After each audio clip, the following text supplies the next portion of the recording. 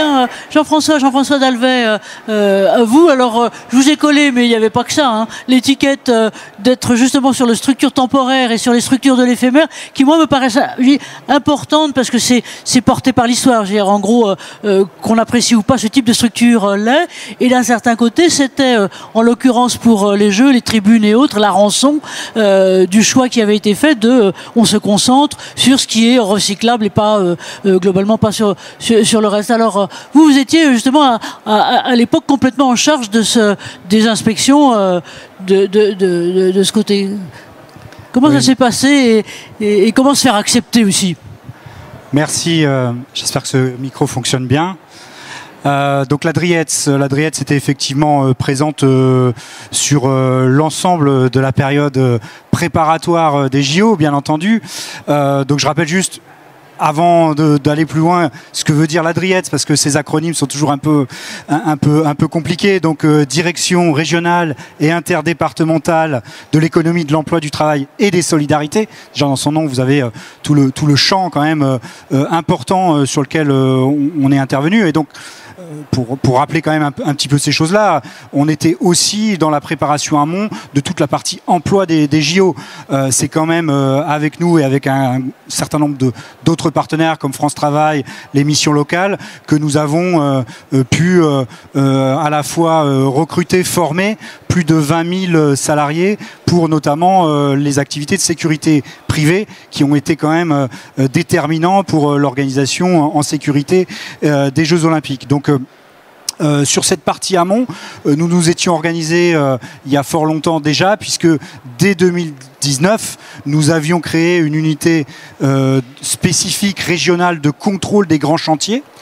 Alors bien sûr, c'était l'objectif aussi de contrôler les chantiers du Grand Paris, mais qui, bien entendu, se sont impliqués fortement sur les chantiers des JO.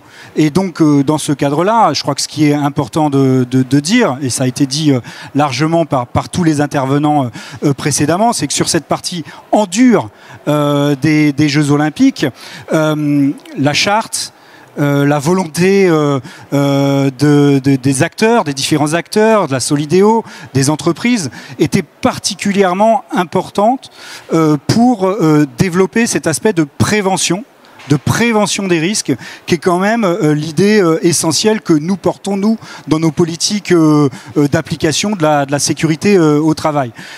Passer à cette culture de prévention, c'est pas évident, et je pense que l'ensemble de l'écosystème, comme il s'est organisé, a permis de diffuser vraiment cette idée qu'il était nécessaire d'avoir un vrai sens et une vraie anticipation sur les risques. Et ça, c'était particulièrement important, et je dirais que ça a facilité largement le travail que nos agents ont eu à faire sur le terrain, parce que bien sûr nous venons pour contrôler la bonne application du droit du travail, le fait que les règles de sécurité sont bien respectées, les règles de coordination également, et là on voit qu'on est allé même au-delà de ce que la réglementation imposait, et donc pour nous ça a été particulièrement intéressant.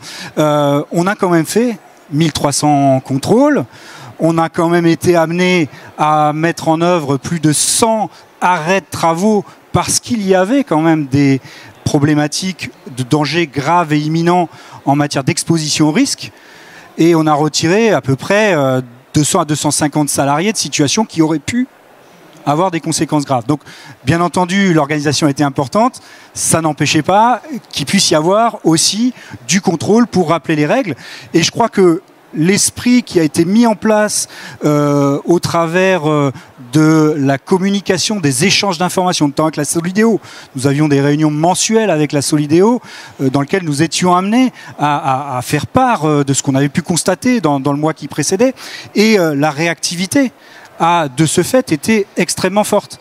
Et nous avons pu effectivement anticiper, mettre en œuvre des actions qui évitaient qu'une fois les constats faits de difficultés, ça se reproduise. Et c'était bien ça l'objectif. Et je pense que cette action collective, irriguée par l'esprit de la charte, a permis effectivement d'arriver à des résultats qui étaient extrêmement intéressants. Donc ça, c'était, je dirais, sur l'aspect des constructions des chantiers en dur, il y en a eu, mais les caractéristiques quand même fortes des Jeux Olympiques à Paris, c'était le fait que les jeux allaient s'organiser dans la ville de Paris ou dans d'autres endroits à travers des structures éphémères. Le montage d'un certain nombre de structures. Ceux qui ont eu la chance d'aller place de la Concorde ont pu le voir, hein, c'était quand même des structures qui étaient vraiment impressionnantes avec des très grandes hauteurs.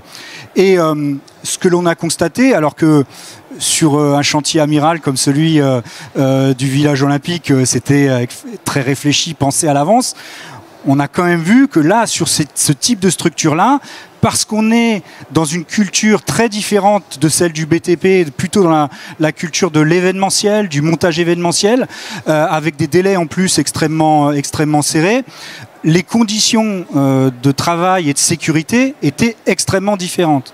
Et là aussi, ça nous a amené, quand on a commencé à rentrer dans le montage de ces structures, à envoyer des alertes extrêmement fortes, notamment au COJO et à Paname 2024 qui était maître d'ouvrage sur notamment les cérémonies d'ouverture. Hein. Il y a eu beaucoup de montage et ça a été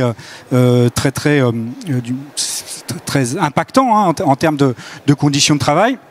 Ça nous a amené à faire des remarques extrêmement rapidement sur, attention, la manière dont les process de travail sont mis en œuvre ne garantissent pas la sécurité des travailleurs parce que délai très court, parce que utilisation prioritaire des équipements de protection individuelle plutôt que des équipements de protection collective, absence, je dirais, d'intégration de la sécurité dans le montage dans les matériaux eux-mêmes. Hein. On a fait beaucoup de progrès ces dernières années dans le montage des échafaudages. Il y a des normes aujourd'hui qui ont été développées. Dans les structures éphémères, ce que nous disaient les acteurs de terrain, nous, notre priorité principale, c'est la sécurité, la stabilité des équipements et pas forcément la sécurité des salariés qui font le montage de ces structures. Et donc, ça a été des constats vraiment d'alerte très forte qui nous a amené à faire d'ailleurs un certain nombre d'arrêts de travaux. Et je peux vous dire que quand il y a des arrêts de travaux à quelques jours de la cérémonie d'ouverture, ça fait couler quelques gouttes de sueur à pas mal d'acteurs. Donc, voilà. Vous aviez quelques gilets blindés. Oui, absolument. Mais en même temps, je pense que l'état d'esprit qui prévalait, à vouloir avoir des JO exemplaires de ce point de vue-là, nous a permis de faire comprendre à l'ensemble des acteurs qu'il était essentiel. On ne pouvait pas ne pas faire ces montages en sécurité. Et on a réussi à trouver des solutions extrêmement rapidement avec les monteurs, mais aussi grâce à l'implication du COJO immédiatement pour trouver des solutions dès qu'on détectait des problématiques de sécurité. Merci Jean-François et merci de nous avoir montré ça. Effectivement, les deux choses. Donc vous aviez à la fois le dur et le long terme avec la pérennité de long terme et l'immédiat où on imagine que pour ce type d'événementiel, souvent là, j'allais dire pour le coup, quand on parle de culture d'entreprise ou de culture de métier, on est plus sur le risque que sur la prévention du risque à prendre là-dessus. Merci à vous. Alors,